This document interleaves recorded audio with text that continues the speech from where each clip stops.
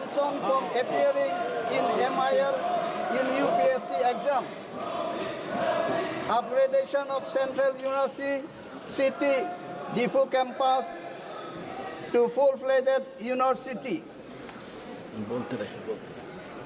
MOU, MOS1, MOS2 are written commitment of Government of India, and this must be fulfilled without any delay. Here the unimplemented clauses should be highlighted emphatically for immediate solution.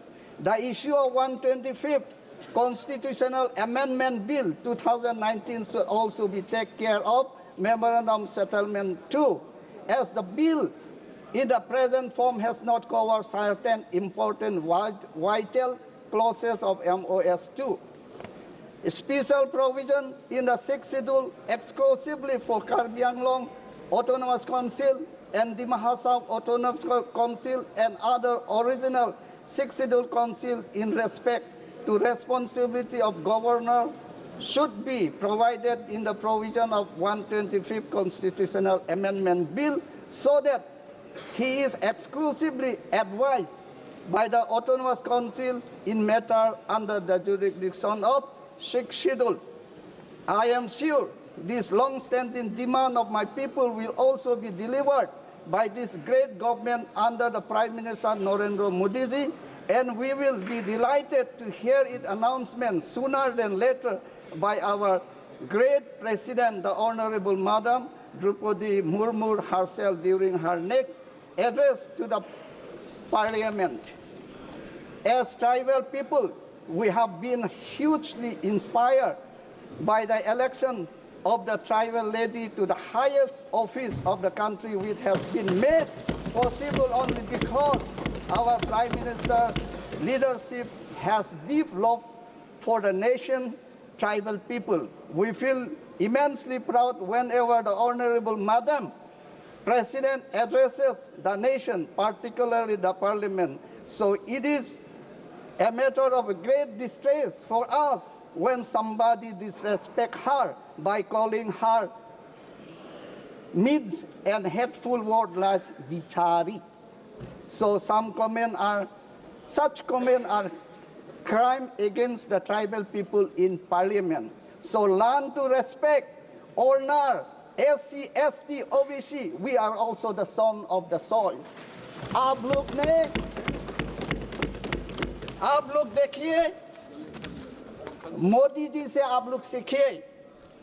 Here, upliftment for 5 crore people from tribal community with an allotment of 80,000 crores rupees for this initiative. आप लोग सीखिए. आप लोग ने notice को क्या दिया है? Before 10 years, you have given us. क्या हम लोग को दिया है? आप लोग ने दिया है कि arrest, jail, encounter. आप लोग ने दिया है all Northeast area. All Northeast area you have declared a disturbed area, and you have imposed Armed Force Special Power Act, the power to shoot a person without the authority order. आप लोग. Thank you, sir. Thank you, sir. I raise to support the motion of.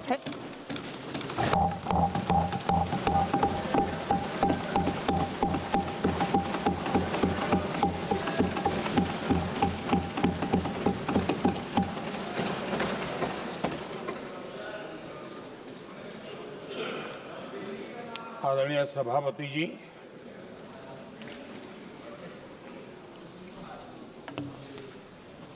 आदरणीय राष्ट्रपति जी के संबोधन पर आभार प्रकट करने के लिए मैं उपस्थित हुआ हूं। कल और आज, कल तो रात देर तक सभी माननीय सांसदों ने अपने विचारों से इस आभार प्रस्ताव को समृद्ध किया। कई माननीय अनुभवी सांसदों ने भी अपने विचार प्रकट किए और स्वाभाविक है कि लोकतंत्र की परंपरा भी है। जहां आवश्यकता था वहां प्रशंसा हुई, जहां परेशानी थी वहां कुछ नकारात्मक बातें भी हुई, लेकिन ये बहुत स्वाभाविक है। अध्यक्ष जी, मेरे लिए बहुत बड़ा सौभाग्य है कि देश की जनता ने मुझे 14वीं बार इस जगह पर बैठ करके राष्ट्रपति जी के उद्बोधन को आभार व्यक्त करने के लिए अवसर दिया है। और इसलिए मैं आज जनता जनार्दन का भी बड़े आदर के साथ आभार व्यक्त करना चाहता हूं। और सदन में चर्चा में जिन जिन लोगों ने हिस्सा लिया, चर्चा को समृद्ध किया, उन सब का भी मैं आभार व्यक्त करता हूं। आदरणीय सभापति जी, हम 2025 में हैं। एक प्रकार से 21वीं सदी का 25% हिस्सा बीत चुका है।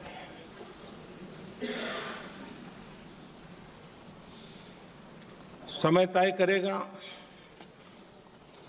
20वीं सदी के आजादी के बाद और 21वीं सदी के प्रथम 25 साल में क्या हुआ, कैसा हुआ।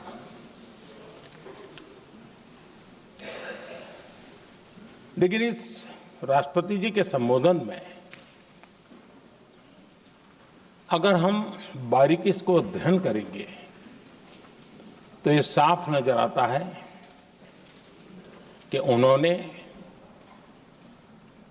देश के सामने भविष्य के 25 वर्ष और विकसित भारत के लिए एक नया विश्वास जगाने वाली बात,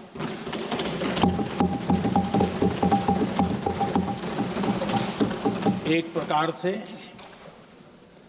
आदरणीय राष्ट्रपति जी का ये उद्बोधन विकसित भारत के संकल्प को मजबूती देने वाला है, नया विश्वास पैदा करने वाला है और जन सामान्य को प्रेरित करने वाला है। आदरणीय सभापति जी, सारे अध्ययन बार बार ये कह चुके हैं कि गत 10 वर्ष में देश की जनता ने हमें सेवा करने का मौका दिया। 25 करोड़ देशवासी गरीबी को परास्त करके गरीबी से बाहर निकले।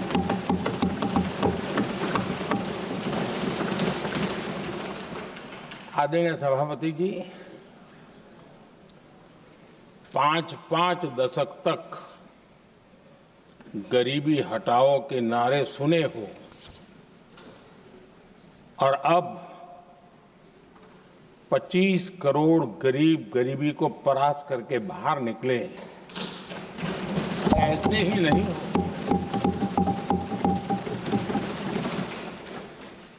योजनाबद्ध तरीके से, समर्पित भाव से, अपनेपन की पूरी संवेदनशीलता के साथ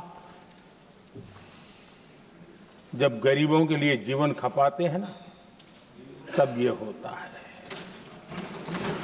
आदरणीय सभापति जी, जब जमीन से जुड़े लोग जमीन की सच्चाई को जानते हुए जमीन पर जीवन खपाते हैं, तब जमीन पर बदलाव निश्चित होके रहता है।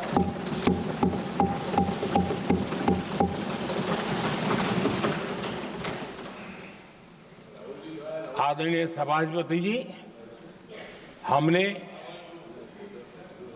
गरीब को झूठे नारे नहीं, हमने सच्चा विकास दिया।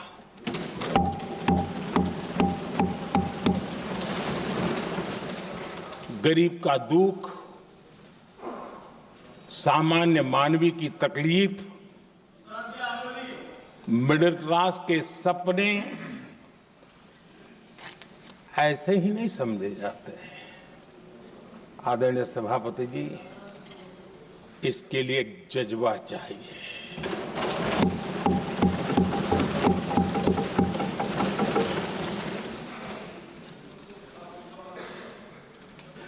और मुझे दुख के साथ कहना है कि कुछ लोगों में ये है ही नहीं।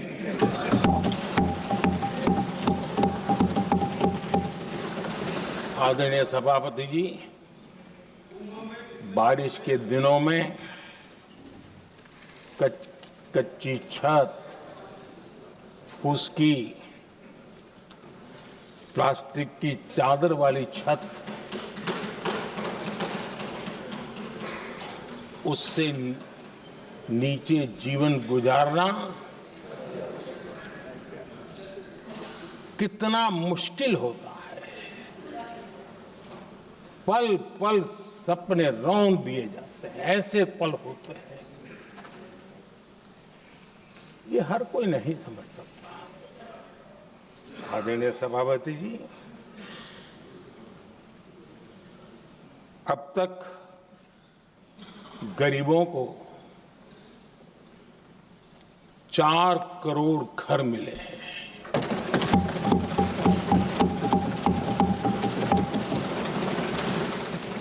जिसने उस जिंदगी को जिया है ना, उसे समझ होती है कि पक्की छत वाला घर मिलने का मतलब क्या होगा।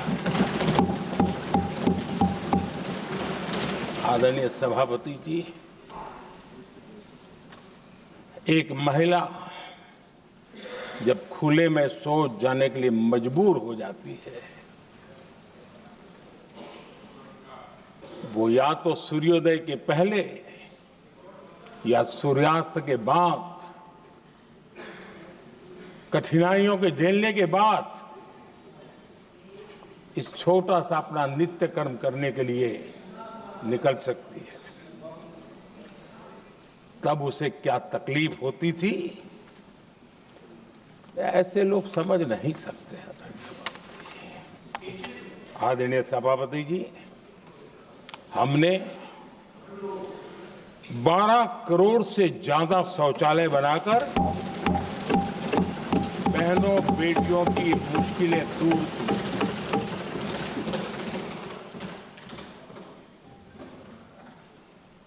आदरणीय सभापति जी,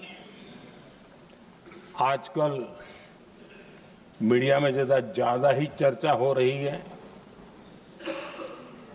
सोशल मीडिया में और अधिक हो रही है। कुछ नेताओं का फोकस घरों में जकूजी पर, स्टाइलिश शावर्स पर, लेकिन हमारा फोकस तो हर घर जल पहुंचाने पर है।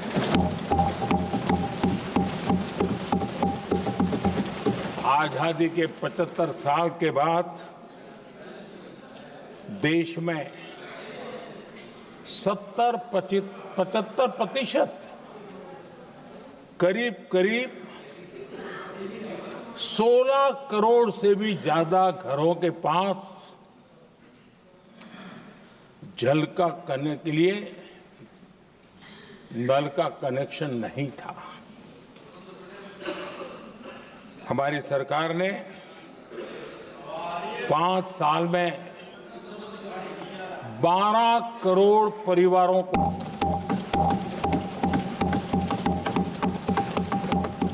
घरों में नल से जल देने का काम किया है और काम तेजी से आगे भी बढ़ रहा है।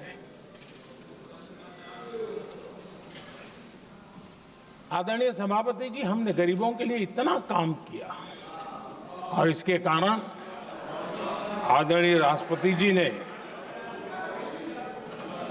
अपने अभिभाषण में इसका विस्तार से वर्णन किया है। जो लोग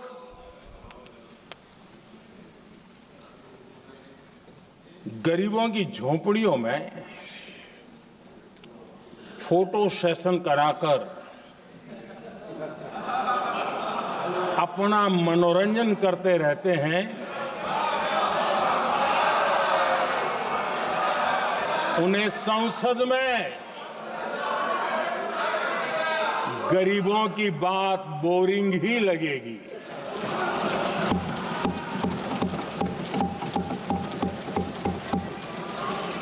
आदरणीय सभापति जी, मैं उनका गुस्सा समझ सकता हूं।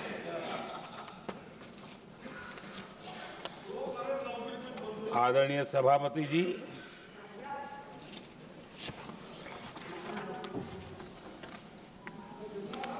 समस्या की पहचान करना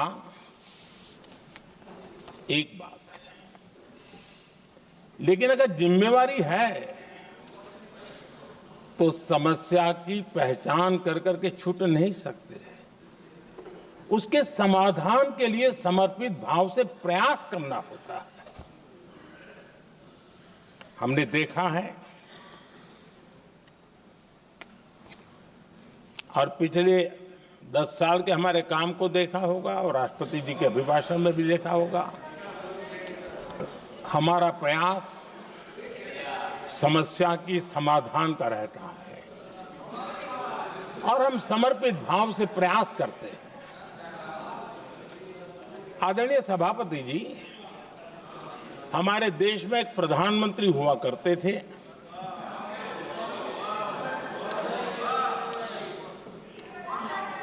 उनको मिस्टर क्लीन करने कहने की एक फैशन हो गई थी। उस प्रधानमंत्री जी को मिस्टर क्लीन कहने की फैशन हो गई थी। उन्होंने एक समस्या को पहचाना था और उन्होंने कहा था कि दिल्ली से 1 रुपया निकलता है तो गांव में 15 पैसा पहुंचता है। अब उस समय तो पंचायत से लेकर पार्लियामेंट तक एक ही पार्टी का राज था। पंचायत से पार्लियामेंट तक एक ही पार्टी का राज था और उस समय उन्होंने सार्वजनिक रूप से कहा था कि 1 रुपया निकलता है 15 पैसा पहुंचता है। बहुत गजब की हाथ सफाई थी।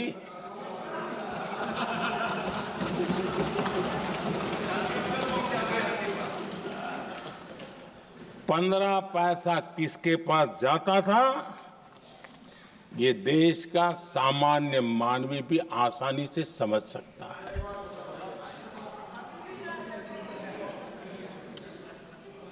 आदरणीय सभापति जी, देश ने हमें अवसर दिया, हमने समाधान खोजने का प्रयास किया। हमारा मॉडल है बचत भी विकास भी। जनता का पैसा जनता के लिए। हमने जनधन, आधार, मोबाइल की जेम ट्रिनिटी बनाई और डीबीटी से डायरेक्ट बेनिफिट ट्रांसफर ये देना शुरू किया। आदरणीय सभापति जी, हमारे कार्यकाल में हमने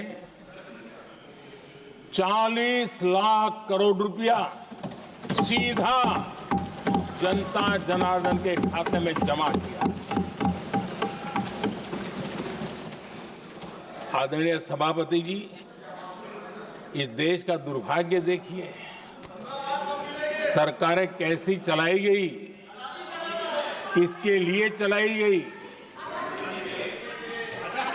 माननीय सदस्य, मैं सबसे आपसे आग्रह कर रहा हूं, आप सदन की गरिमा बनाए रखें। बैठे बैठे कोई माननीय सदस्य टिप्पणी नहीं करे, उचित नहीं है, ये गलत तरीका है आपका। ये सदन की मर्यादा नहीं है आपकी। आप प्रोटेक्ट करना चाहते हो उनको इस तरीके से, गलत तरीका, ये गलत तरीका है। आप बैठे बैठे टिप्पणी करना चाहते हैं।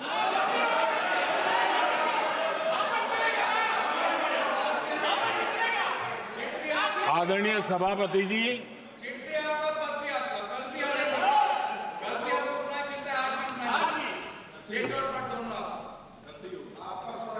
जब ज्यादा बुखार चढ़ जाता है ना, तब लोग कुछ भी बोलते हैं, लेकिन इसके साथ साथ ज्यादा हताशा निराशा फैल जाती है, तब भी बहुत कुछ बोलते हैं। आदरणीय सभापति जी, जिनका जन्म नहीं हुआ था, जो भारत की इस धरती पर अवतरित नहीं हुए थे, ऐसे 10 करोड़ फर्जी लोग सरकारी खजाने से अलग अलग योजनाओं का फायदा ले रहे थे। आदरणीय सभापति जी, सही को अन्याय न हो इसलिए राजनीतिक फायदा नुकसान की परवाह किए बिना हमने इन 10 करोड़ फर्जी नामों को हटाया और असली लाभार्थियों को खोज खोज करके उन तक मदद पहुंचाने का अभियान चलाया। आदरणीय सभापति जी, ये 10 करोड़ फर्जी लोग जब हटे और भिन्न भिन्न योजनाओं का हिसाब लगाएं तो करीब करीब 3 लाख करोड़ रुपया गलत हाथों से जाने से बच गए। मैं हाथ किसका था ये नहीं कह रहा हूं, गलत हाथों से। आदरणीय सभापति जी, हमने सरकारी खरीद में भी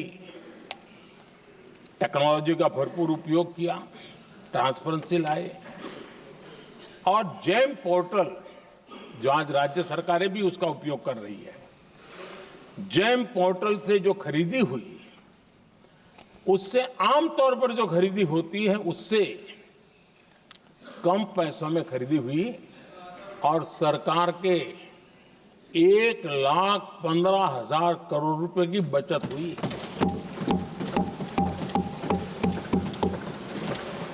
आदरणीय सभापति जी, हमारी स्वच्छता अभियान का बहुत मजाक उड़ाया गया, ऐसा जैसे हमने कोई पाप कर दिया, कोई गलती कर दी, न जाने क्या क्या कहा जाता था।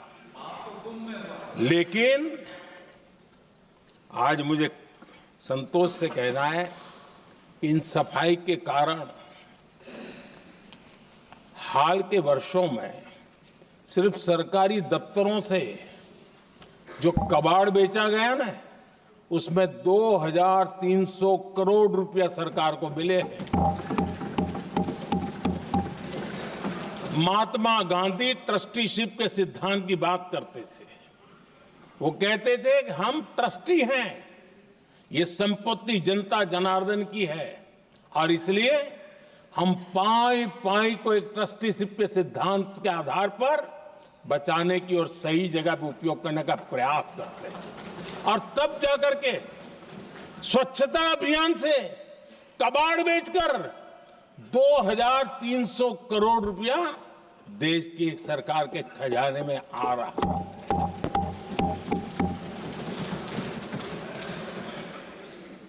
आदरणीय सभापति जी, हमने एक महत्वपूर्ण निर्णय लिया इथेनॉल ब्लेंडिंग का। हम जानते हैं हम एनर्जी इंडिपेंडेंट नहीं है, हमें बाहर से लाना पड़ता है। जब इथेनॉल ब्लेंडिंग किया और हमारे पेट्रोल डीजल की आय कम हुई, उस एक निर्णय से 1 लाख करोड़ रुपए का फर्क पड़ा है। और ये पैसे करीब करीब 1 लाख करोड़ रुपया किसानों की जेब में गया है।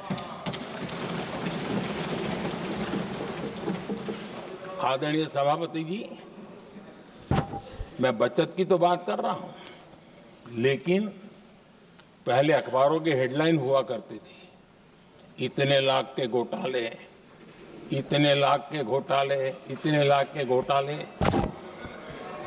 10 साल हो गए, ये घोटाले न कर करके, घोटाले न होने से भी देश के लाखों करोड़ रुपए बचे हैं जो जनता जनार्दन की सेवा में लगे हैं। आदरणीय सभापति जी, हमने ये जो अलग अलग कदम उठाए, उससे लाखों करोड़ रुपए की बचत हुई, लेकिन उन पैसों का उपयोग हमने शीश महल बनाने के लिए नहीं किया।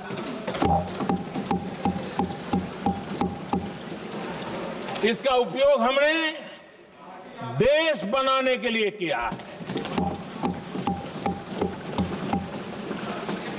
इंफ्रास्ट्रक्चर का बजट 10 साल पहले 1,80,000 करोड़ था, हमारे आने से पहले। आदरणीय सभापति जी, आज 11 लाख करोड़ रुपया इंफ्रास्ट्रक्चर का बजट है। और इसलिए राष्ट्रपति जी ने भारत की नींव कैसी मजबूत हो रही है, इसका वर्णन इसमें किया है। रोड हो, हाईवे हो, रेलवे हो, ग्राम सड़क हो,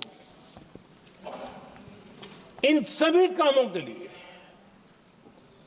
विकास की एक मजबूत नींव रखी गई है। आदरणीय सभापति जी,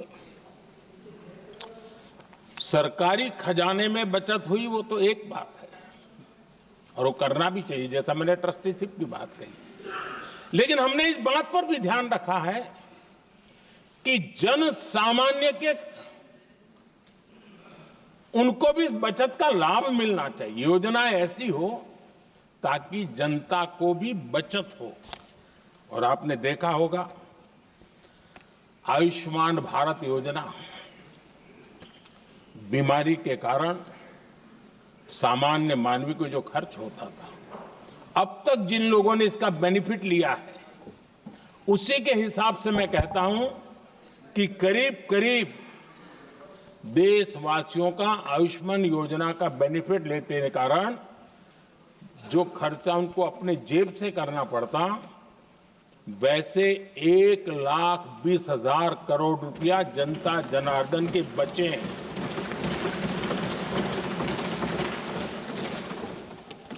ये आवश्यक है कि अब जैसे जन औषधि केंद्र, आज मध्यम वर्ग के परिवार में 60-70 साल उम्र के परिवार के स्वजन हो तो स्वाभाविक है कोई न कोई बीमारी आ ही जाती है। दवाई का खर्चा भी होता है, दवाएं महंगी भी होती है।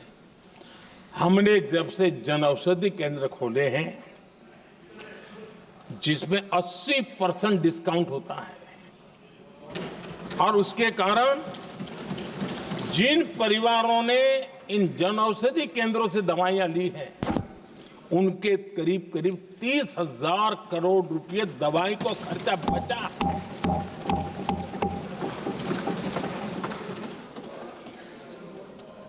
आदरणीय अध्यक्ष जी, यूनिसेफ का भी अनुमान है, उनका कहना है कि जिसके घर में स्वच्छता और टॉयलेट बना, उन्होंने इसका बड़ा सर्वे किया था, उस परिवार को करीब करीब साल भर में 70,000 रुपए की बचत हुई है। स्वच्छता अभियान कहो, टॉयलेट बनाने का काम कहो, शुद्ध जल पहुंचाने का काम करो, कितना बड़ा फायदा हमारे सामान्य परिवार को हो रहा है। आदरणीय अध्यक्ष जी, नल से जल, मैंने प्रारंभ में उसका उल्लेख किया।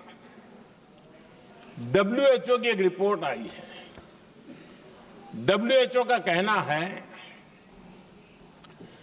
कि नल से जल शुद्ध पानी मिलने के कारण उन परिवारों में जो अन्य बीमारियों के खर्चे होते थे, औसत 40,000 रुपया परिवार का बचा है।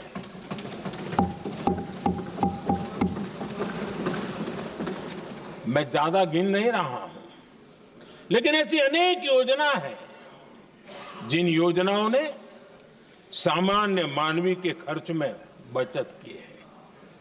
आदरणीय सभापति जी, करोड़ों देशवासियों को मुफ्त अनाज, उसके भी उस परिवार के हजारों रुपये बचते हैं। PM सूर्यघर मुफ्त बिजली योजना,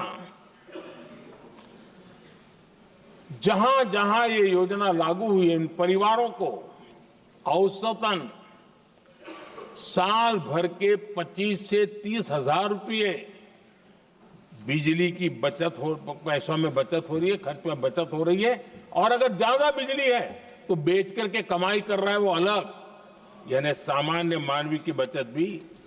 हमने LED बल्ब का एक अभियान चलाया था। आपको मालूम है कि हमारे आने से पहले LED बल्ब 400 रुपये में बिकते थे। हमने इतना अभियान चलाया, उसकी कीमत 40 रुपये हो गई।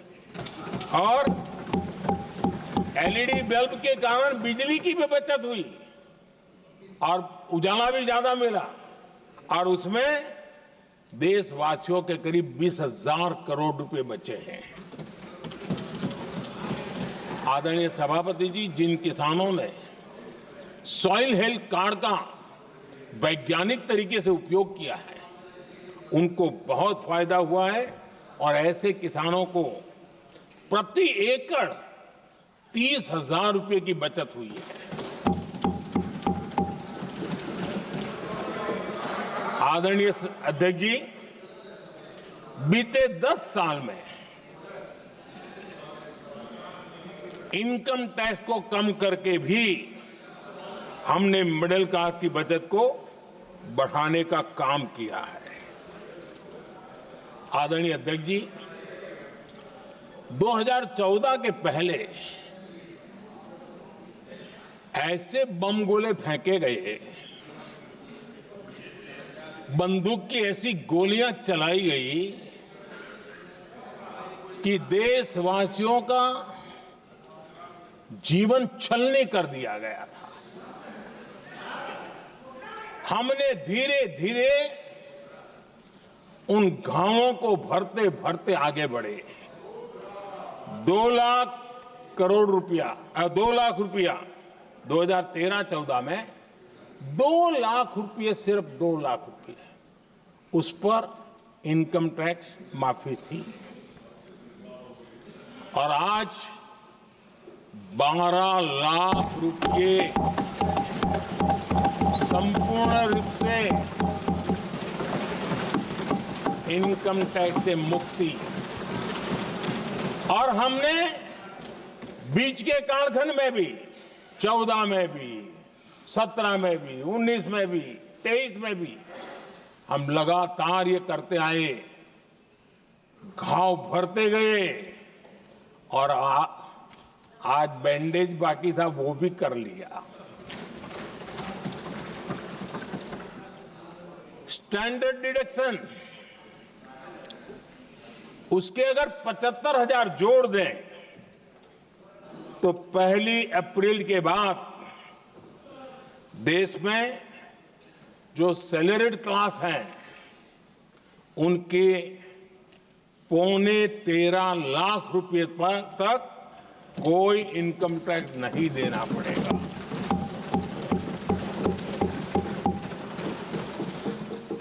आदरणीय सभापति जी,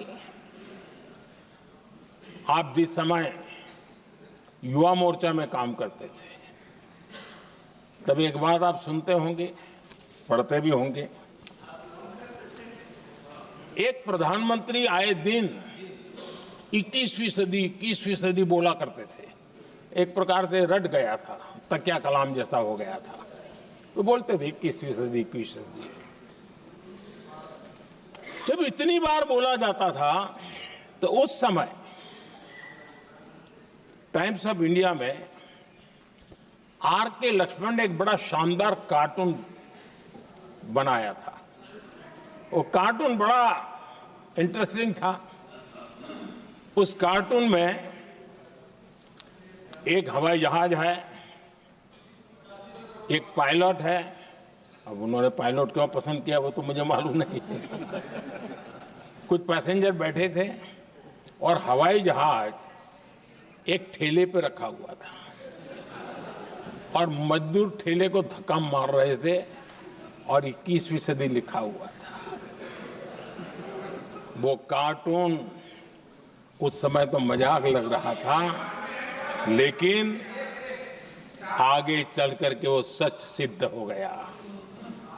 आदरणीय अध्यक्ष जी, ये कटाक्ष था जमीनी सच्चाई से। तब के प्रधानमंत्री कितने कटे उठे थे और हवाई बातों में लगे हुए थे, इसका वो जीता जागता प्रदर्शन करने वाला कार्टून है।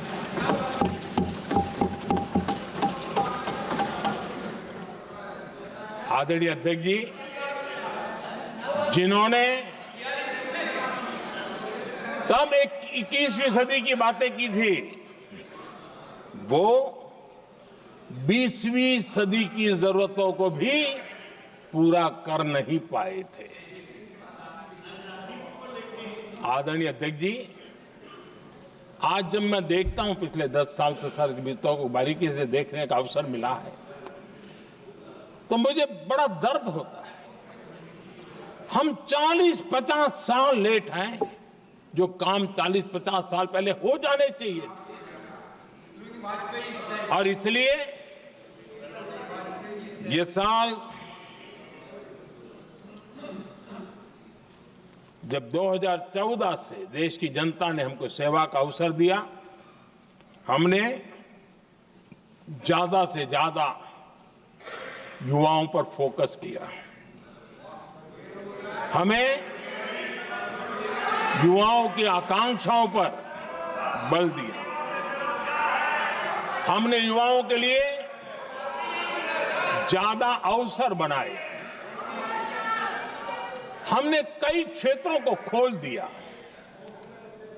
और जिसके कारण हम देख रहे हैं देश के युवा अपने सामर्थ्य का परचम लहरा रहे हैं। देश में हमने स्पेस सेक्टर को खोल दिया, डिफेंस सेक्टर को खोला, सेमीकंडक्टर मिशन लेकर के आए, इनोवेशन को बढ़ावा देने के लिए अनेक नई योजनाओं को हमने आकार दिया। स्टार्टअप इंडिया इकोसिस्टम पूरा डेवलप किया और इस बजट में भी आदरणीय अध्यक्ष जी एक बहुत महत्वपूर्ण निर्णय हुआ है। 12 लाख की आय पर इनकम टैक्स की माफी ये समाचार इतना बड़ा बन गया कि बहुत सी महत्वपूर्ण चीजों पर अभी भी कुछ लोगों का ध्यान नहीं गया है। वो महत्वपूर्ण निर्णय हुआ है, हमने न्यूक्लियर एनर्जी सेक्टर को ओपन कर दिया और इसके दूरगामी सकारात्मक प्रभाव और परिणाम देश को देखने के लिए मिलने वाले हैं। आदरणीय अध्यक्ष ji, AI, 3D printing, robotics, virtual reality की चर्चा हम तो गेमिंग का भी महात्मा क्या होता है इसके लिए भी प्रयास करने वाले लोगों में से। मैंने देश के नौजवानों से कहा है कि दुनिया का गेमिंग क्रिएशन का, क्रिएटिविटी वर्ल्ड का कैपिटल भारत क्यों न बने। और मैं देख रहा हूं बहुत तेजी से हमारे लोग काम कर रहे हैं।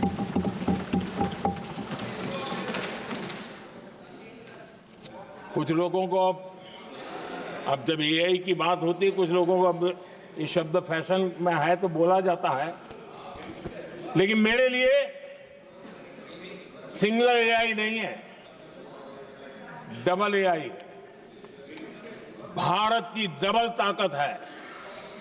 एक एआई आर्टिफिशियल इंटेलिजेंस, दूसरा एआई एस्पिरेशनल इंडिया।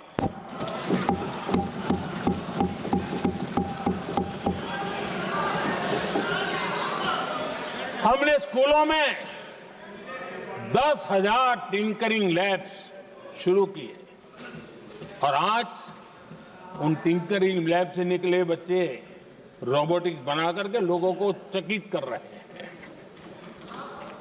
और इस बजट में 50,000 नए टिंकरिंग लैब्स उसका प्रावधान किया गया।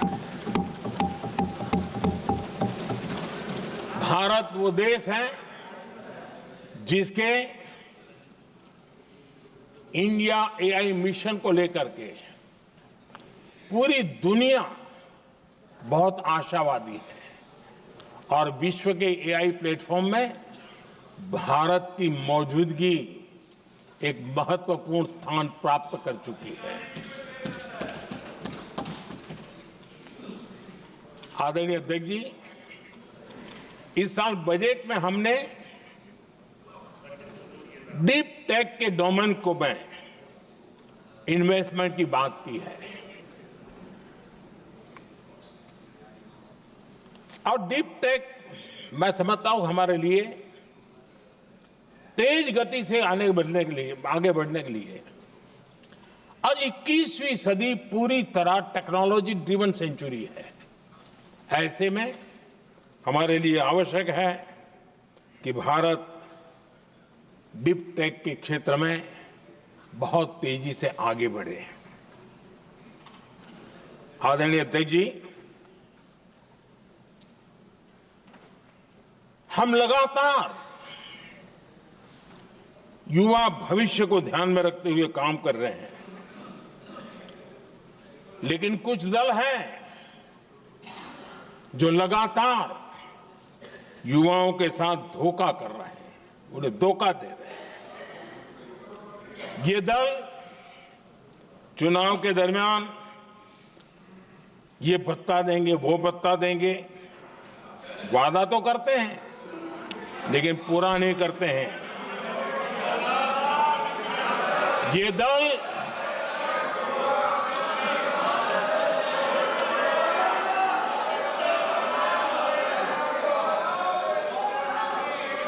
प्लीज माननीय सदस्य गरिमा प्रतिष्ठा बनाए रखें। भारत की संसद में आप प्लीज बैठे बैठे टिप्पणी नहीं करें और नए माननीय सदस्य बैठे बैठे टिप्पणी कर रहे हैं। आदरणीय अध्यक्ष जी, ये दल युवाओं के भविष्य पर आपदा बनकर गिरे हुए हैं।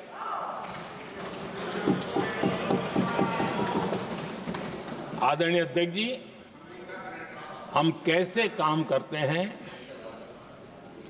ये हरियाणा में अभी अभी देश ने देखा है,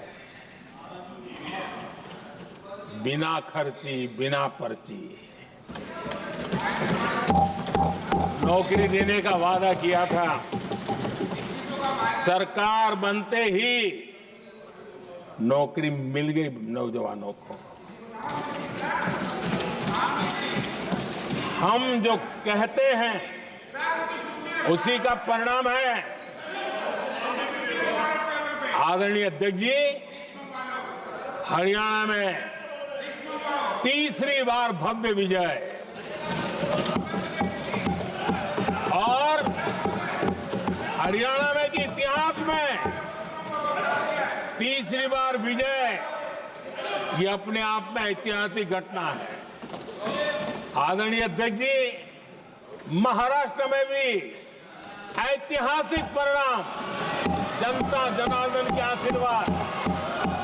महाराष्ट्र के इतिहास में सत्ता पक्ष के पास इतनी सीटें पहली बार, ये जनता जनार्दन के आशीर्वाद से हम करके आए हैं।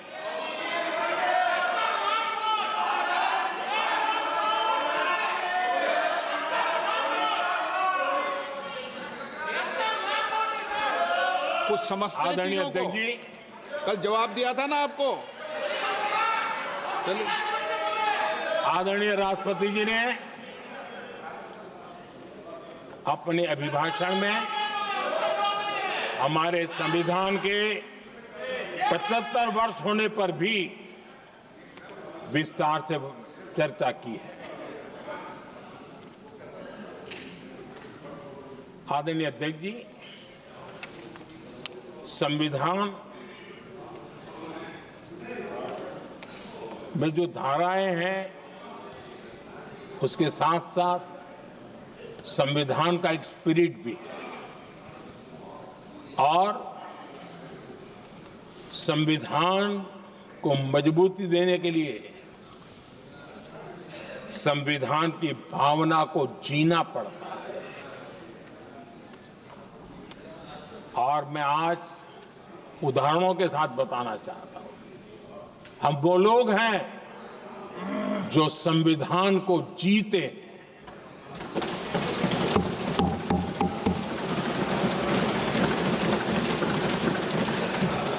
आदरणीय अध्यक्ष महोदय, हमारे यहां ये बात सही है, परंपरा है कि राष्ट्रपति जी जब उद्बोधन करते हैं तो उस सरकार के उस साल के कार्यकाल का ब्यौरा देते हैं। उसी प्रकार से राज्यों में गवर्नर का जो उद्बोधन होता है सदन में, वो उस राज्य के कार्यकलापों का ब्यौरा देते हैं। संविधान और लोकतंत्र का स्पिरिट क्या होता है? जब गुजरात के 50 वर्ष हुए, गोल्डन जुबली ईयर मना रहे थे और सद्भाग्य से मुझे उस समय मुख्यमंत्री के रूप में सेवारत था मैं, तो हमने एक महत्वपूर्ण निर्णय किया। हमने किया इस गोल्डन जुबली ईयर में पिछले 50 वर्ष में सदन में जितने भी गवर्नर के भाषण हुए, मतलब उस समय की सरकारों का ही वाहवाही उसमें होती है, हमने कहा कि उन 50 साल में जितने भी गवर्नर के भाषण हुए हैं सबको ही एक पुस्तक के रूप में तैयार किया जाए, ग्रंथ बनाया जाए और आज सभी लाइब्रेरीज में वो ग्रंथ अवेलेबल है।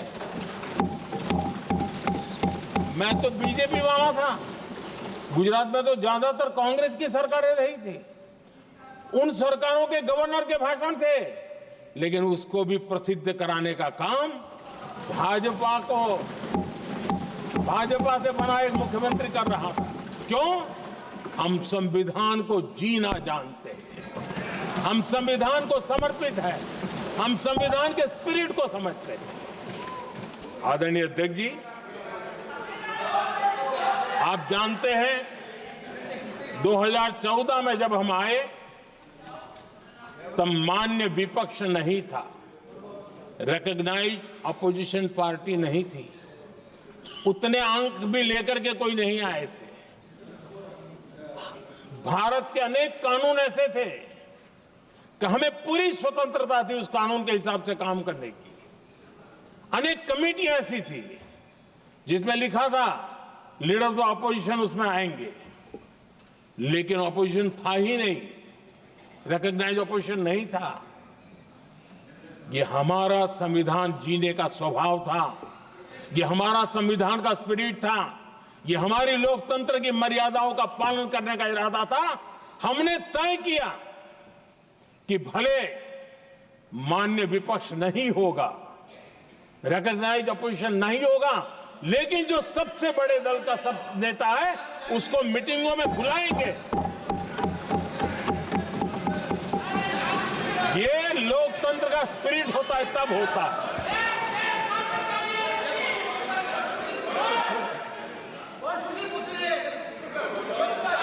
चुनाव आयोग की कमेटियां, आदरणीय अध्यक्ष जी, पहले तो प्रधानमंत्री फाइल करके निकालते थे। ये हम हैं जिसने अपोजिशन के लीडर को भी उस कमेटी में बिठाया है।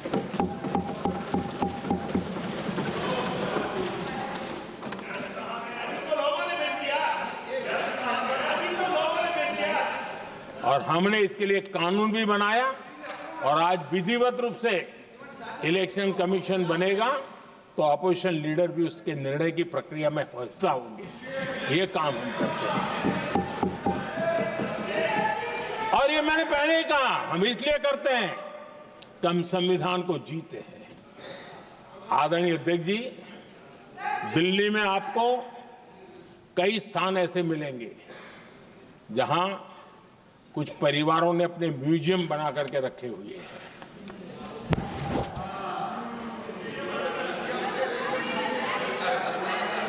जनता जनार्दन के पैसों से काम हो रहा है। लोकतंत्र का स्पिरिट क्या होता है, संविधान को जीना किसको कहते हैं। हमने पीएम म्यूजियम बनाया और देश के पहले से लेकर के मेरे पूर्व तक के सभी प्रधानमंत्रियों के जीवन को और उनके कार्य को उस पीएम म्यूजियम बनाया गया है। और मैं तो चाहूंगा कि पीएम म्यूजियम में जो जो महापुरुष हैं उनके परिवारजनों ने समय निकाल करके उस म्यूजियम को देखना चाहिए और उसमें कुछ जोड़ने के लगता है तो सरकार का ध्यान आकर्षित करना चाहिए ताकि वो म्यूजियम समृद्ध हो और देश के बालकों को प्रेरणा दे। ये होता है संविधान की भावना। अपने लिए तो सब करते हैं, खुद के लिए जीने वालों की जमात बहुत छोटी नहीं है। संविधान के लिए जीने वाले यहां बैठे हैं।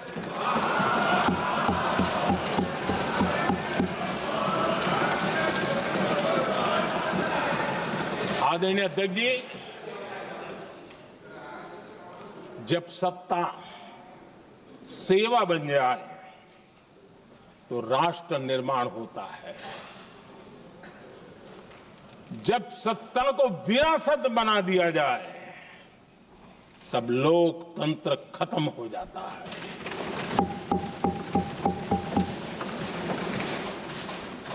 आदरणीय अध्यक्ष जी, हम संविधान की भावना को लेकर के चलते हैं। हम जहर की राजनीति नहीं करते हैं।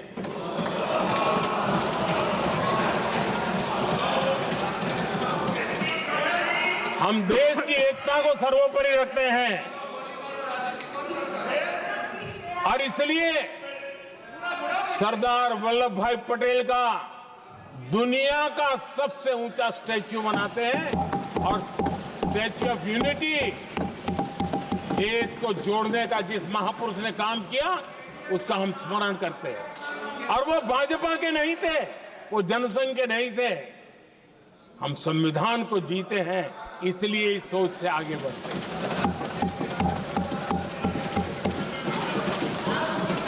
आदरणीय अध्यक्ष जी, ये देश का दुर्भाग्य है कि आजकल कुछ लोग अर्बन नक्सल की भाषा खुलेआम बोल रहे हैं।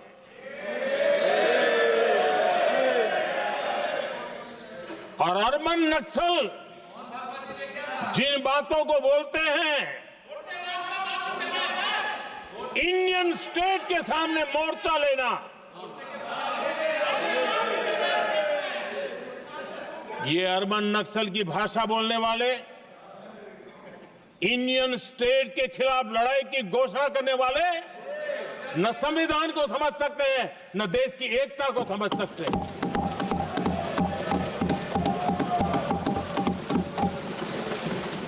आदरणीय अध्यक्ष जी, 7 दशक तक जम्मू एंड कश्मीर और लद्दाख उसे संविधान के अधिकारों से वंचित रखा गया।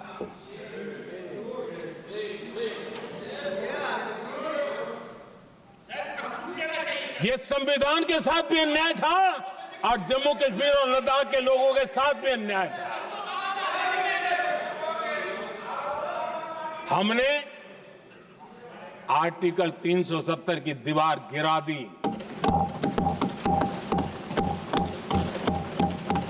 अब जम्मू कश्मीर और लद्दाख के उन राज्यों को,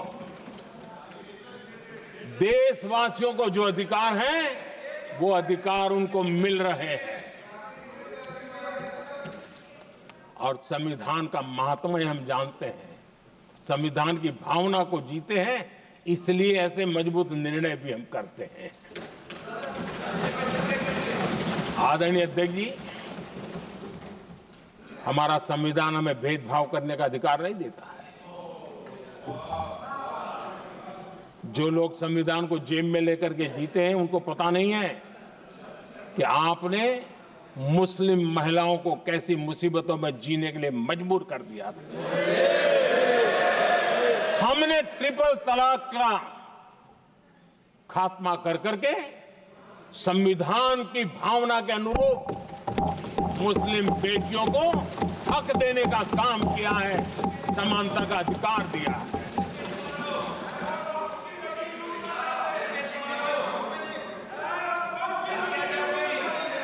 जब भी देश में एनडीए की सरकार रही है,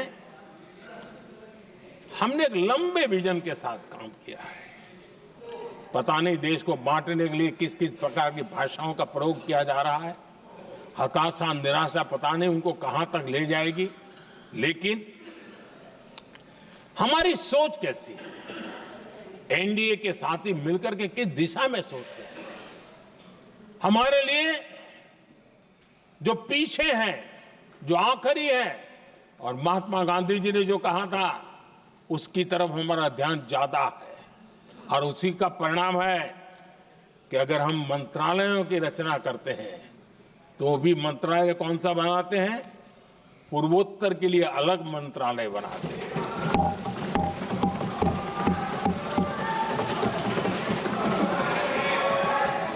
हम देश में इतने साल हो गए, अटल जी आए तब तक किसी को समझ नहीं आया था।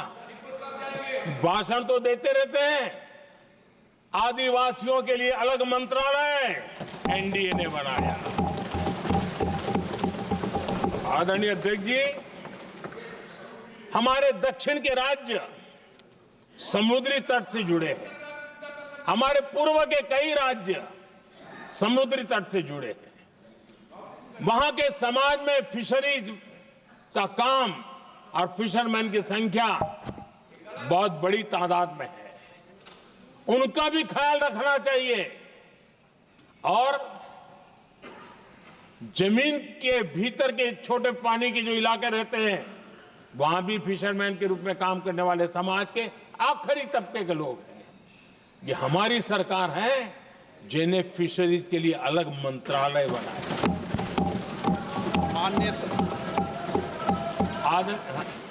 माननीय सदस्यों, अगर सभा की सहमति हो तो सभा की कार्रवाई इस विषय की समाप्ति तक बढ़ा दी जाए। माननीय प्रधानमंत्री जी। आदरणीय अध्यक्ष जी, समाज के दबे कुचले वंचित लोग, इनके अंदर एक सामर्थ्य होता है। अगर स्किल डेवलपमेंट पर बल दिया जाए तो उनके लिए नए अवसर बन सकते हैं, उनकी आशा आकांक्षा अनुरूप जिंदगी बना सकते हैं। और इसलिए हमने अलग स्किल मंत्रालय बनाया। आदरणीय अध्यक्ष जी, देश में लोकतंत्र का पहला धर्म होता है कि हम सत्ता को सामान्य से सामान्य नागरिक तक उसका अवसर मिले। और इस बात को ध्यान में रखते हुए भारत के कोऑपरेटिव सेक्टर को और समृद्ध बनाने के लिए और तंदुरुस्त बनाने के लिए देश के करोड़ों लोगों को जोड़ने का उसमें अवसर है। अनेक क्षेत्रों में कोऑपरेटिव मूवमेंट को बढ़ाया जा सकता है और उसको ध्यान में रखते हुए हमने अलग कोऑपरेटिव मंत्रालय बनाया। विजन क्या होता है ये यहां पता चलता है। आदरणीय अध्यक्ष जी, जाति की बातें करना कुछ लोगों के लिए फैशन बन गई है। पिछले 30 साल से सदन में आने वाले ओबीसी समाज के सांसद दलों के भेदभाव से ऊपर उठ करके एक होकर के 30-35 साल से मांग कर रहे थे कि ओबीसी कमीशन को संवैधानिक दर्जा दिया जाए। जिन लोगों को आज जातिवाद में मलाई दिखती है, उनको उस समय ओबीसी समाज की याद नहीं आई। ये हम हैं जिन्होंने ओबीसी समाज को संवैधानिक दर्जा दिया। पिछड़ा वर्ग आयोग आज संवैधानिक व्यवस्था में जो है। आदरणीय अध्यक्ष जी, हर सेक्टर में एससी, एसटी, ओबीसी को ज्यादा से ज्यादा अवसर मिले, उस दिशा में हमने बहुत मजबूती के साथ काम किया है। मैं आज इस सदन के माध्यम से देशवासियों को उनके सामने एक अहम सवाल रखना चाहता हूं। और अध्यक्ष महोदय, जरूर देशवासी मेरे इस सवाल पर चिंतन भी करेंगे और चौराहे पर चर्चा भी करेंगे। कोई मुझे बताएं, क्या एक ही समय में संसद में एससी वर्ग के एक ही परिवार के 3 सांसद कभी हुए हैं क्या? एससी वर्ग के एक ही परिवार के 3 सांसद कभी भी हुए क्या?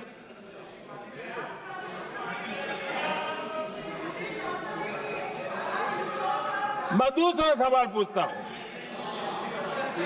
कोई मुझे बताए कि एक ही कालखंड में, एक ही समय में संसद में एसटी वर्ग के एक ही परिवार के 3 एमपी हुए हैं क्या?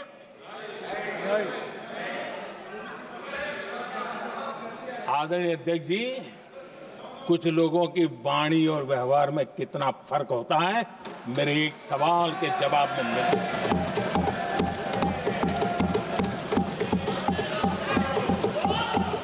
जमीन आसमान का अंतर होता है, रात दिन का अंतर होता है।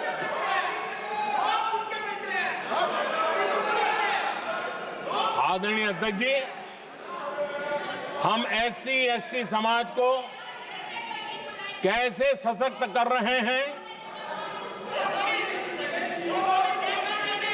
आदरणीय अध्यक्ष जी, समाज में तनाव पैदा किए बिना एकता की भावना को बरकरार रखते हुए समाज के वंचितों का कल्याण कैसे किया जाता है, इसका मैं एक उदाहरण देता हूं।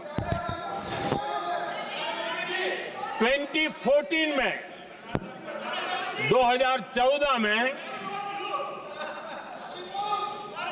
2014 से पहले हमारे देश में मेडिकल कॉलेजों की संख्या 387 थी। 2014 के पहले मेडिकल कॉलेज की संख्या 387 थी। आज 780 मेडिकल कॉलेज हैं।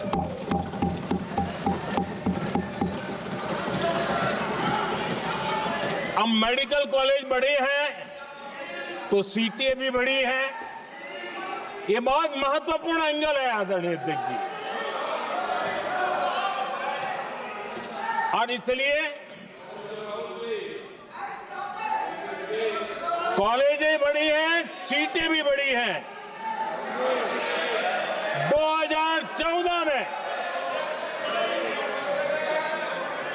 2014 में हमारे देश में एससी छात्रों की 2014 से पहले हमारे देश में एससी छात्रों की एमबीबीएस की सीट 7,700 थी। हमारे आने से पहले दलित समाज के हमारे 7,700 युवा डॉक्टर बनने की संभावना थी। 10 साल हमने काम किया, आज संख्या बढ़कर एससी समाज के 17,000 एमबीबीएस डॉक्टर की व्यवस्था की है। कहां 7,700 और कहां 17,000? अगर दलित समाज का कोई कल्याण का और समाज में तनाव लाए बिना एक दूसरे के सम्मान को बढ़ाते हुए, आदरणीय अध्यक्ष जी, 2014 के पहले एसटी छात्रों के लिए एमबीबीएस की सीटें 3,800 थी। आज ये संख्या बढ़कर लगभग 9,000 हो गई है।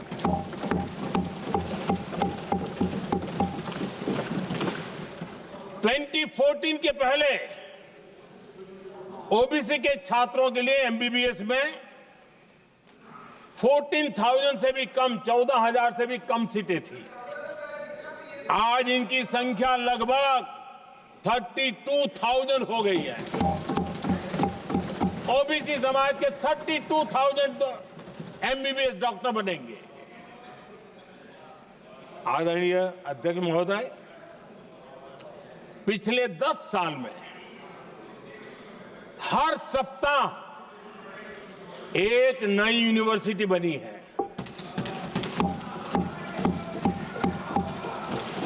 हर दिन एक नई आईटीआई बनी है।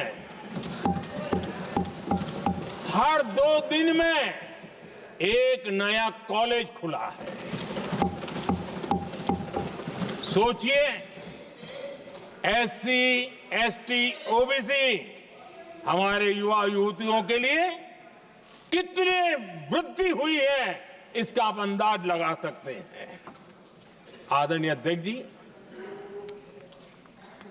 हम हर योजना के पीछे लगे हैं 100% सिचुएशन, 100% उसको लागू करें। उसके जो भी लाभार्थी हैं वो उसमें छूट न जाए, उस दिशा में हम काम कर रहे हैं।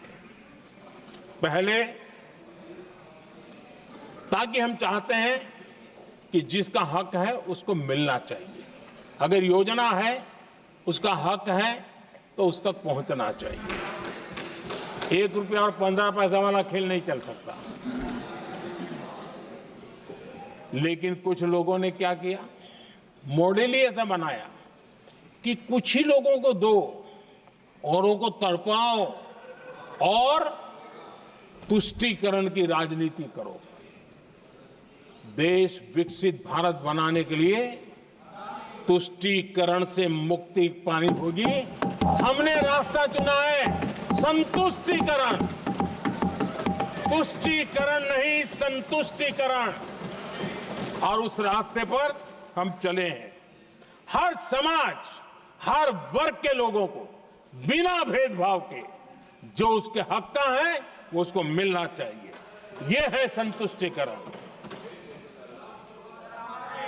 और मेरे हिसाब से जब मैं 100% सैचुरेशन की बात करता हूं तो उसका मतलब होता है एक असल में सामाजिक न्याय है, ये असल में सेकुलरिज्म है और असल में ये संविधान का सम्मान है।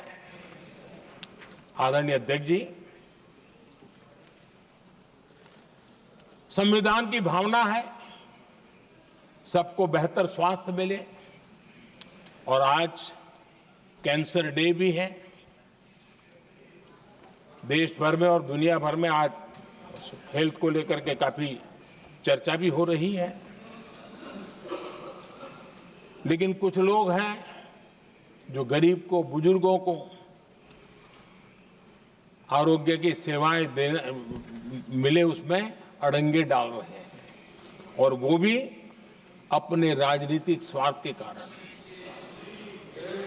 आज आयुष्मान से देश के 30,000 अस्पताल जुड़े हैं और अच्छे स्पेशलाइज प्राइवेट अस्पताल जुड़े हैं जहां आयुष्मान कार्ड वाले को मुफ्त इलाज मिलता है। लेकिन कुछ राजनीतिक दलों ने अपने संकुचित मानस के कारण, कुनीतियों के कारण गरीबों के लिए इन अस्पतालों के दरवाजे बंद करके रखे हुए हैं, और इसका नुकसान कैंसर के मरीजों को उठाना पड़ा है। पिछले दिनों पब्लिक हेल्थ जर्नल लैंसेट की स्टडी आई है। उसका कहना है कि आयुष्मान योजना से समय पर कैंसर का इलाज शुरू हो रहा है। सरकार कैंसर की जांच कराने के संबंध में बहुत ही गंभीर है, क्योंकि जितना जल्दी जांच हो, जितना जल्दी ट्रीटमेंट शुरू हो, हम कैंसर पेशेंट को बचा सकते हैं। और लैंसेट ने आयुष्मान योजना को क्रेडिट देते हुए कहा है कि भारत में इस दिशा में बहुत बड़ा काम हुआ है। आदरणीय अध्यक्ष जी, इस बजट में भी हमने कैंसर की दवाइयों को सस्ते करने की दिशा में बहुत बड़ा महत्वपूर्ण कदम उठाया। इतना ही नहीं, एक महत्वपूर्ण जो निर्णय लिया है वो आने वाले दिनों में, और जब आज कैंसर डे है तो मैं जरूर कहना चाहूंगा सभी माननीय सांसद इसका लाभ ले सकते हैं अपने इलाके के ऐसे मरीजों के लिए।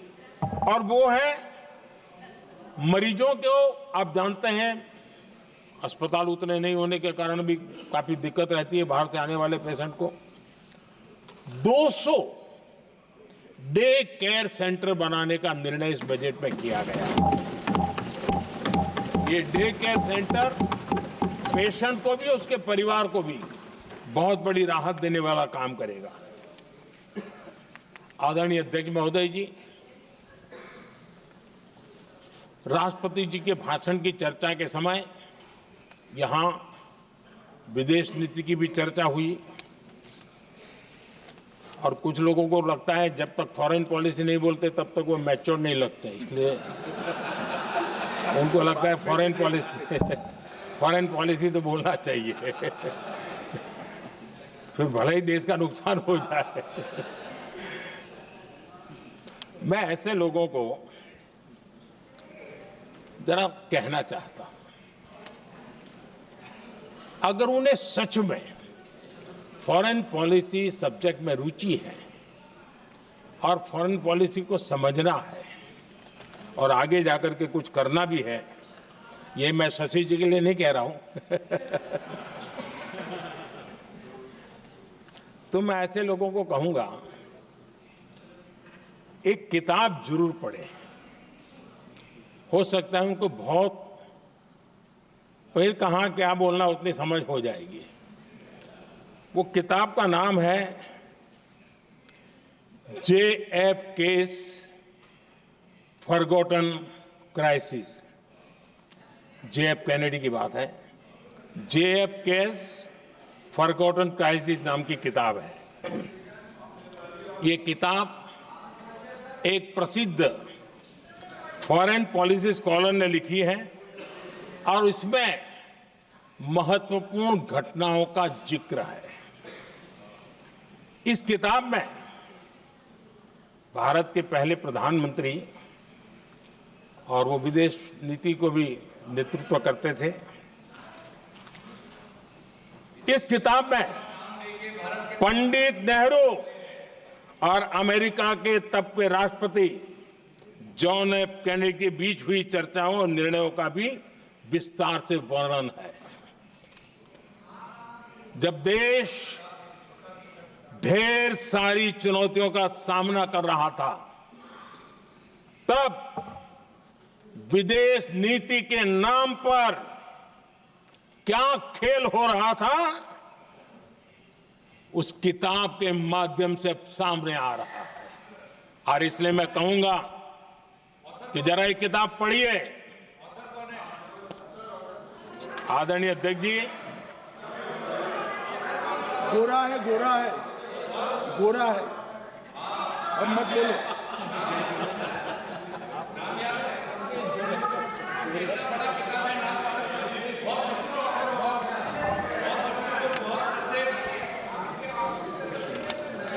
आदरणीय अध्यक्ष जी, राष्ट्रपति जी के अभिभाषण के बाद एक महिला राष्ट्रपति जी एक गरीब परिवार की बेटी, उनका सम्मान न कर सके, आपकी मर्जी, लेकिन क्या क्या कहकर उनको अपमानित किया जा रहा है।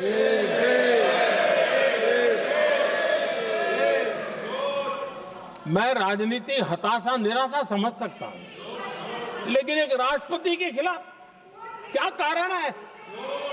क्या कारण है?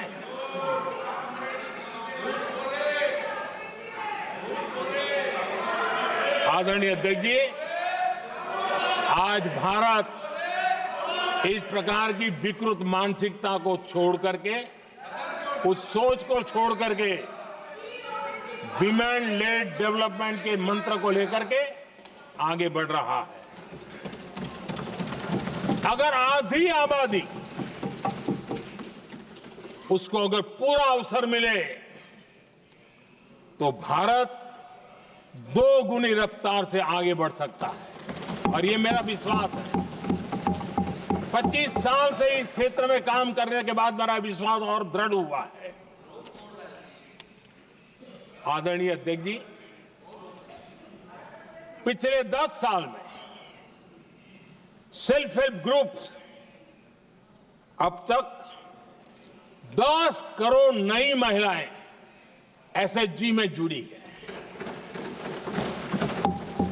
और ये महिलाएं वंचित परिवारों से, ग्रामीण बैकग्राउंड से, समाज के अंतिम पायदान पर बैठी इन महिलाओं का सामर्थ्य बढ़ा, उनका सामाजिक स्तर भी ऊपर उठा, और सरकार ने इनकी मदद 20 लाख रुपए तक बढ़ा दी है, ताकि वो इस काम को आगे बढ़ा सके। उनकी कार्यक्षमता बढ़े, उसका स्केल बढ़े, उस दिशा में हम प्रयास कर रहे हैं, और उसका आज ग्रामीण अर्थव्यवस्था पर बहुत ही सकारात्मक प्रभाव हो रहा है। आदरणीय अध्यक्ष जी, राष्ट्रपति जी ने अपने अभिभाषण में लखपति दीदी अभियान की चर्चा की है। हमारी नई सरकार तीसरी बार बनने के बाद अब तक जो जानकारियां रजिस्टर हुई है उस हिसाब से 50 लाख से ज्यादा लखपति दीदी की जानकारी हम तक पहुंची है। और जब से मैंने इस योजना को आगे बढ़ाया है अब तक करीब करीब 1.25 करोड़ महिलाएं लखपति दीदी बनी हैं। और हमारा लक्ष्य है कि हम 3 करोड़ महिलाओं को लखपति दीदी बनाएंगे और इसके लिए आर्थिक कार्यक्रमों का बल दिया जाएगा। आदरणीय अध्यक्ष जी, आज देश के अनेक गांवों में ड्रोन दीदी की चर्चा हो रही है। एक मनोवैज्ञानिक परिवर्तन गांवों में आया है। महिला के हाथ में ड्रोन चलाते हुए देख के गांव के लोगों का महिला के प्रति देखने का नजरिया बदल रहा है। और आज नमो ड्रोन दीदी खेतों में काम कर करके लाखों रुपया कमाने लगी हैं।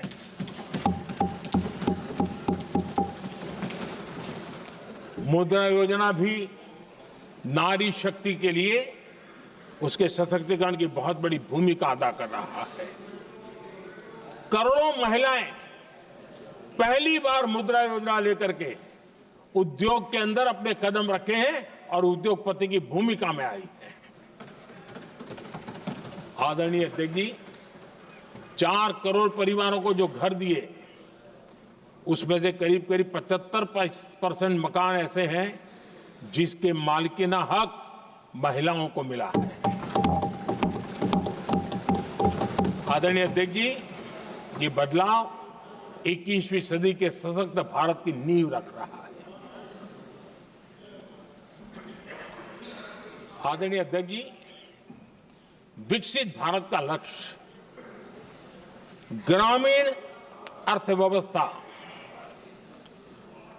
उसको सशक्त बिना किए बिना हम विकसित भारत का निर्माण नहीं कर सकते। और इसलिए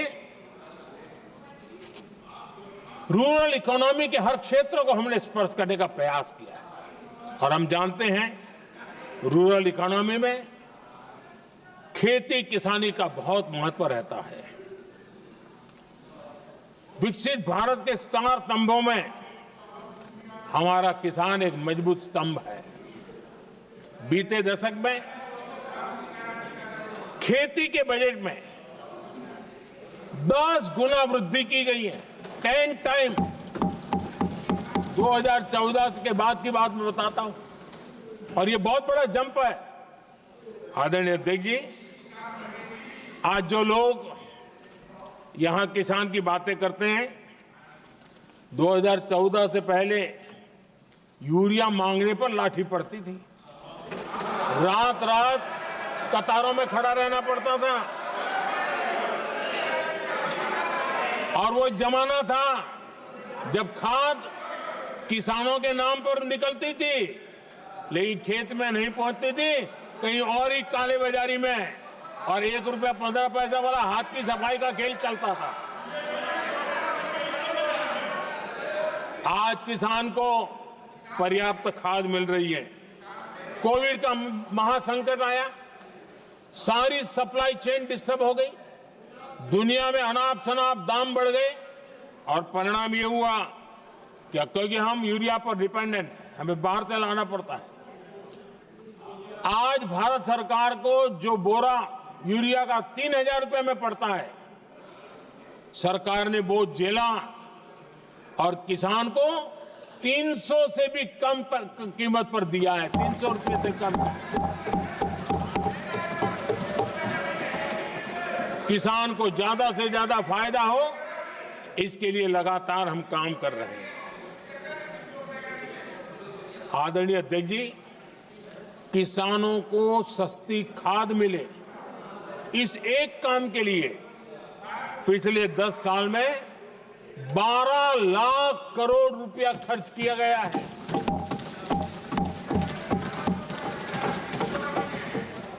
पीएम किसान सम्मान निधि उससे करीब 3.5 लाख करोड़ रुपए डायरेक्ट किसान के खाते में पहुंचे हैं। हमने रिकॉर्ड एमएसपी भी बढ़ाया और पहले की तुलना में बीते दशक में 3 गुना अधिक हमने खरीदी की है।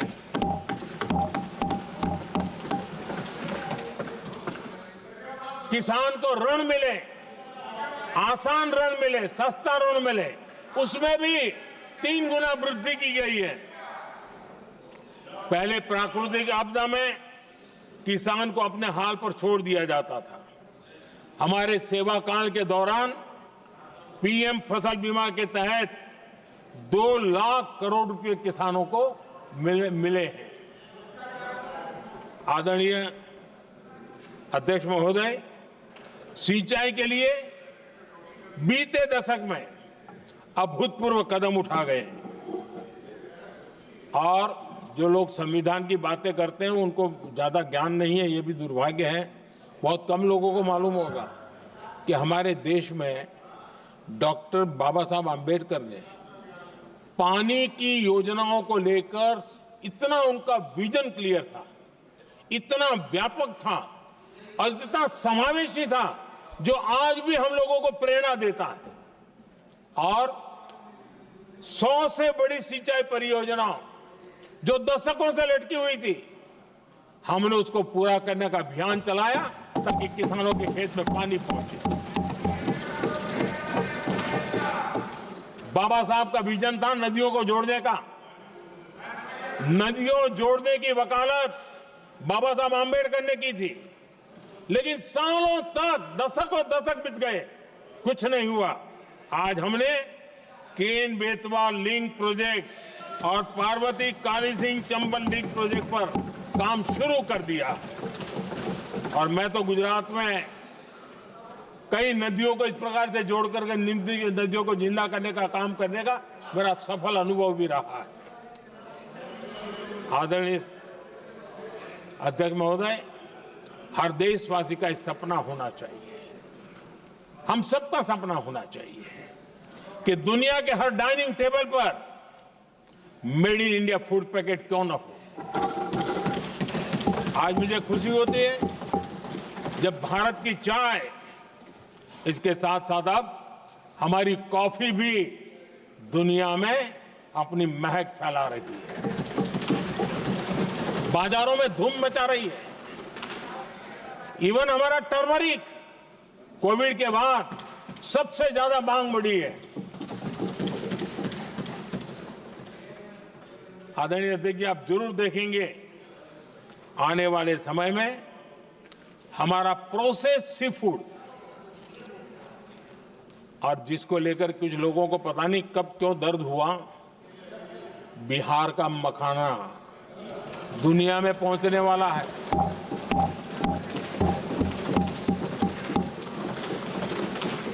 हमारा मोटा अनाज यानी श्री अन्न, ये भी दुनिया के बाजारों में भारत की शान बढ़ाएगा। आदरणीय अध्यक्ष महोदय, विकसित भारत के लिए फ्यूचर रेडी शहर वो भी बहुत जरूरी है। हमारा देश बहुत तेजी से अर्बनाइजेशन की ओर बढ़ रहा है और इसे चुनौती और संकट नहीं मानना चाहिए, इसे अवसर मानना चाहिए और हमने उस दिशा में काम आगे करना चाहिए। इंफ्रास्ट्रक्चर का विस्तार अवसरों का प्रसार होता है। जहां कनेक्टिविटी बढ़ती है वहां संभावनाएं भी बढ़ती हैं। दिल्ली यूपी को जोड़ने वाली पहली नमो रेल, उसका लोकार्पण था और मुझे भी उसमें यात्रा करने का अवसर मिला। ऐसी कनेक्टिविटी, ऐसा इंफ्रास्ट्रक्चर भारत के सभी प्रमुख शहरों को पहुंचे, ये हमारी आने वाले दिनों की जरूरत है और हमारी दिशा। आदरणीय अध्यक्ष जी, 10 साल में दिल्ली का नेटवर्क डबल हुआ और आज टियर 2, टियर 3 सिटी में भी मेट्रो नेटवर्क पहुंच रहा है। आज हम सभी गर्व कर सकते हैं, आज भारत का मेट्रो नेटवर्क 1000 किलोमीटर पार कर गया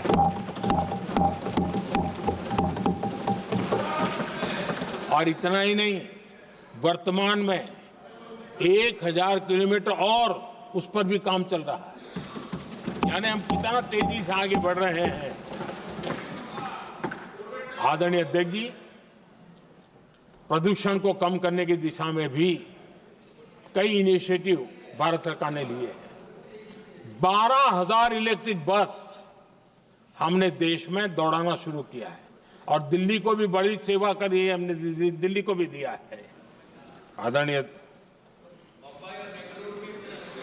अध्यक्ष जी, हमारे देश में एक नया अर्थव्यवस्था हमेशा समय समय पर का विस्तार होता रहता है। आज बड़े शहरों में गिग इकोनॉमी एक महत्वपूर्ण एरिया डेवलप हो रहा है। लाखों युवा इसमें जुड़ रहे हैं।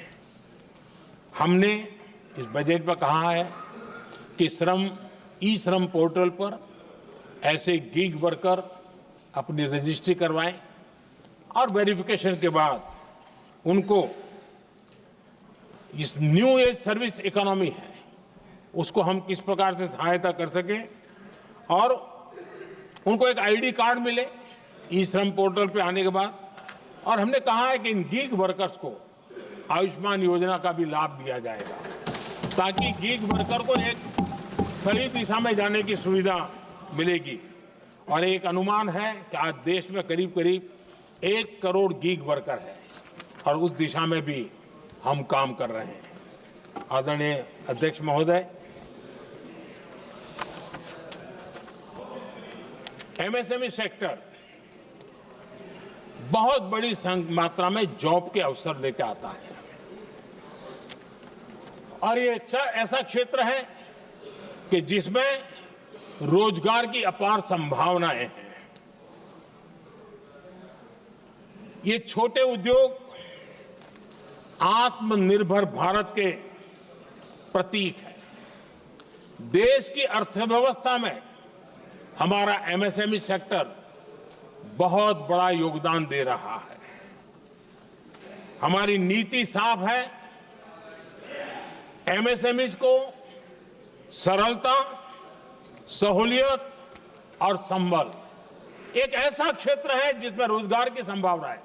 और इस बार हमने मिशन मैन्युफैक्चरिंग उस पर बल दिया है और एक मिशन मोड में हम मैन्युफैक्चरिंग सेक्टर मतलब कि एमएसएमई को बल देना और एमएसएमई के माध्यम से अनेक नौजवानों को रोजगार देना और स्किल डेवलपमेंट से रोजगार के लिए नौजवानों को तैयार करना, ऐसे पूरी इकोसिस्टम को हम बल देते हुए आगे बढ़ रहे हैं।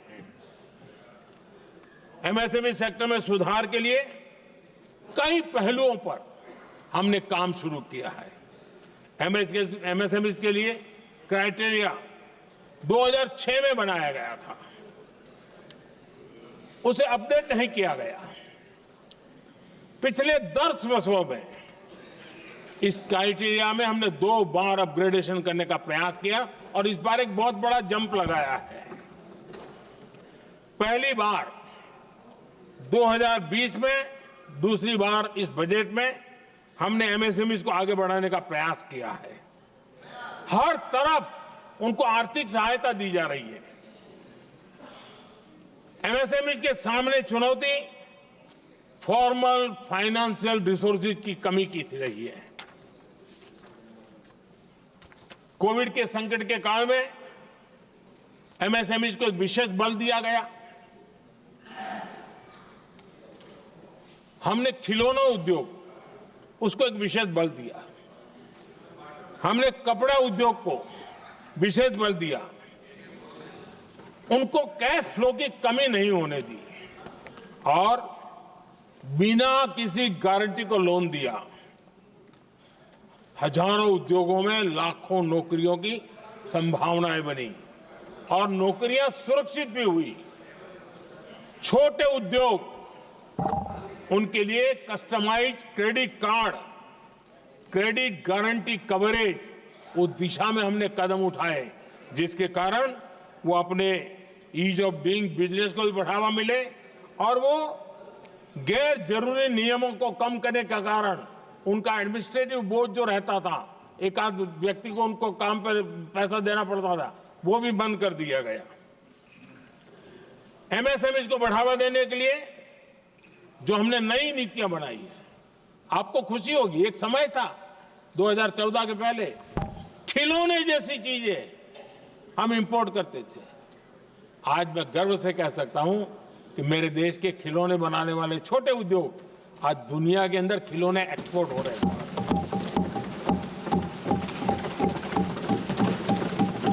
और आयात में बहुत बड़ी गिरावट आई है।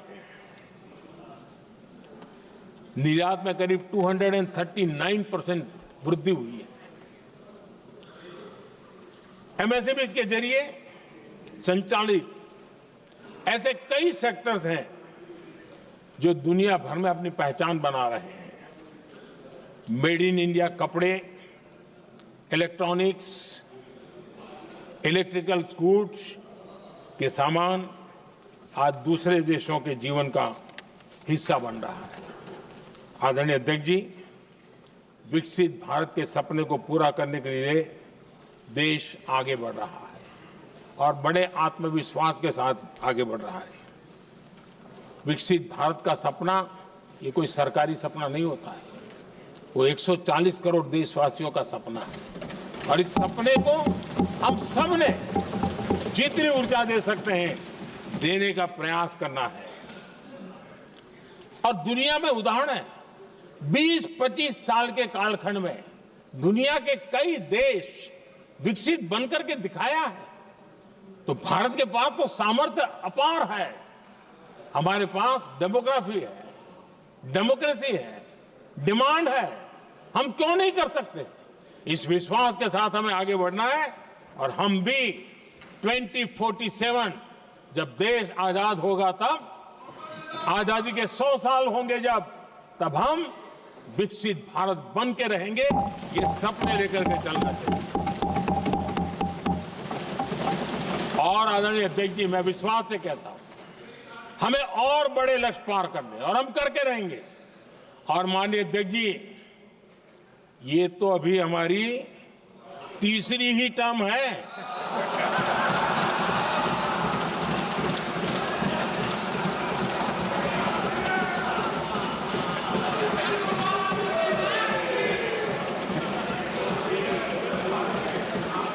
हम देश की आवश्यकता के अनुसार आधुनिक भारत बनाने के लिए, सक्षम भारत बनाने के लिए और विकसित भारत का संकल्प साकार करने के लिए हम आने वाले अनेक वर्षों तक जुटे रहने वाले हैं।